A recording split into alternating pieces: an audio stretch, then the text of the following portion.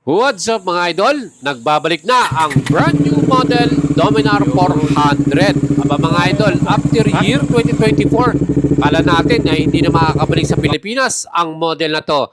At ngayong year 2026, meron tayong new distributor o bagong company na may hawak ng Dominar 400. At yan nga po ay magiging available na expected this month of February or March.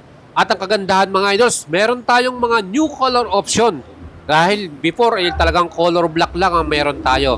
At ang kagandahan, etong bagong candy red at yung aurora green ay atin na rin makikita at masisilayan dito sa Pilipinas. Well mga idols, kung gusto nyo pa ng mga update at balita, don't forget to subscribe sa ating YouTube channel, Boyat Salabaria, at i-follow nyo ako sa ating Facebook page, like and follow nyo yan.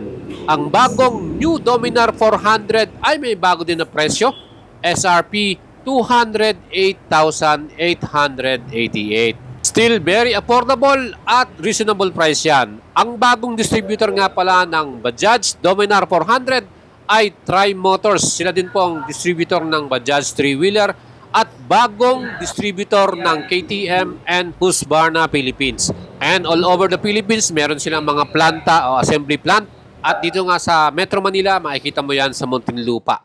Mga idols, ang bagong Dominar 400 ay marami po talagang mga solid user or mga solid panto. No?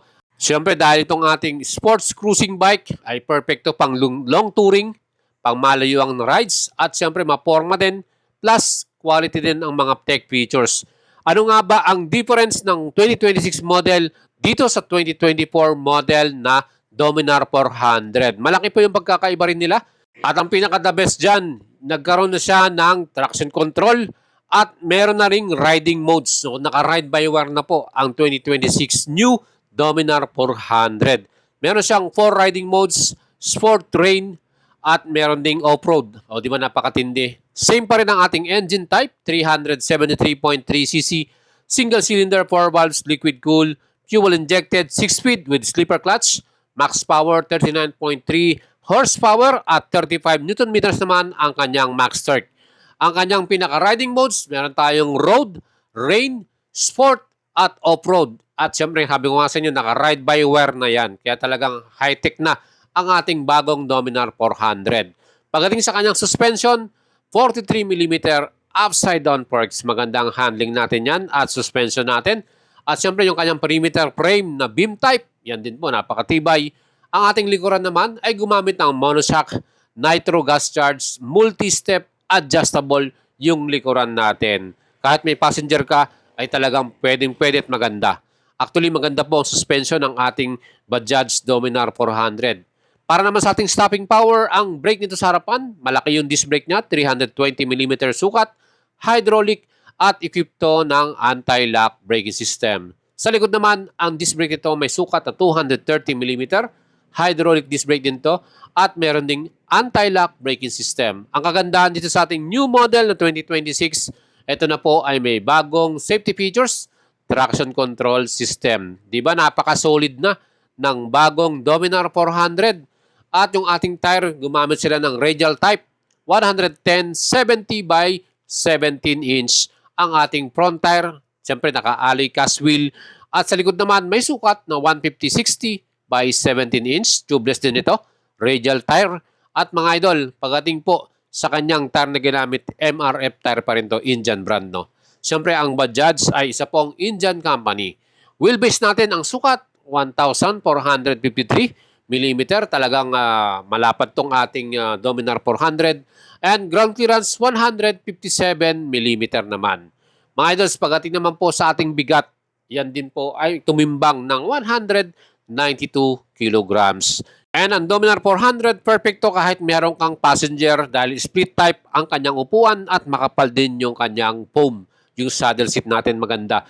At ang fuel capacity nito, malaki din ang ating tangke, 13 liters ang kanyang fuel capacity mga idol. Meron tong average pala na fuel consumption can hit 34 km per liter pang mga highway ride, 30 km per liter naman pag mga city ride.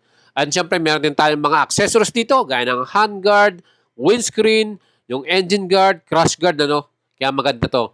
At ang latest dito sa ating bagong 2026 model, mga idol, etong kanyang banded color LCD panel. O di ba ang ganda? Naka LCD panel na siya na buo na siya. Hindi kagaya dati na talagang hiwalay pa split type. At dito makikita mo lahat ng information. Meron ding gear indicator at yung ating riding modes nandun sa right side. Plus, mas pinasimplify na rin nila ang kanilang multifunction switch. Mas madaling gamitin. At meron din tong hazard light, passing switch, at on and off ng ating pinaka-headlight. Mga idols, meron pa rin tayong physical key para dito. At ang kagandahan, equip pa rin to ng USB charger Type A. Nandyan sa ating pinakatabi ng ating pinaka-LCD. So makikita nyo yung ating old display, no? Split type yan. Meron dun sa harapan at dun sa tangke. Ngayon po, wala na yan. Isa na lang. At ang ating mga ilaw, yan po lahat ay full LED. Napakalinaw po niyan. Ang headlight natin, ang taillight natin, LED rin, pati mga signal lights from the front and rear natin. Overall mga idols, napakalaking update ito at syempre napakagandang balita para sa ating mga Filipino riders dahil itong bagong Dominar 400 2026 new model ay mayroon tayong mas magandang option ng color. Yan nga po ang Aurora Green, Candy Red at Charcoal Black. So mga idols, let me know, mag-leave kayo ng comment sa ating video. Ano ba yung napupusuan mong color dyan? Yung bang green? Yung red? Or itong black? Ako, ang personal choice ko dyan, kundi yung charcoal black or itong aurora green. So, siyempre, mas gusto ko yung dalawang kulay na yan. And kung ako naman po ay magkakaroon ng chance, napakagandang deal dahil baba yung presyo natin, ano? 208,888 na lang ang newest model na 2026 Dominar 400. And very soon, makikita na natin yan personal at sigurado ko marami pong gustong bumili. May mga nag-PM na sa atin at nagpa-reserve, nagpalista, no? Siyempre mga idols, i-update ko kayo dyan once na makakita na tayo ng actual unit ito. Again, ang SRP 208,888, pwede nyo i-apply sa atin ng financing via online, Cebuano Cycle Finance. Ang kanyang minimum down payment, 66,140 at monthly payment naman natin in 1 year, 15,000, 2 years, 9,449 at 3 years, 7,318. Ayan mga idols, pwede na kayo mag-apply basta kompleto na ang requirements ninyo gaya po ng inyong license ID, electric bill, barangay clearance, payslip, COE at ang inyong source of income, pwedeng business, pwedeng OFW, di ba? Kaya mga idol, mag-PM lang kayo sa atin at kung nagustuhan nyo ang ating pinaka-update sa inyo dito sa bagong Dominar 400, huwag niyong kalimutang i-subscribe ang ating YouTube channel. And syempre, supportahan nyo ako mga idols. Lagi lang kayo manood at mag-leave ng comment sa ating video. Plus, meron din tayong FB page, Boyet Salabaria. Kung gusto nyo bumili, mag-apply at kumuha ng bagong motor. Subukan nyo ang ating alagang Boyet. Like and follow nyo ang ating Facebook page mga idol. At salamat po lagi sa inyong suporta. Marami po tayong mga bagong motorsiklo na lalabas ngayong year 2026.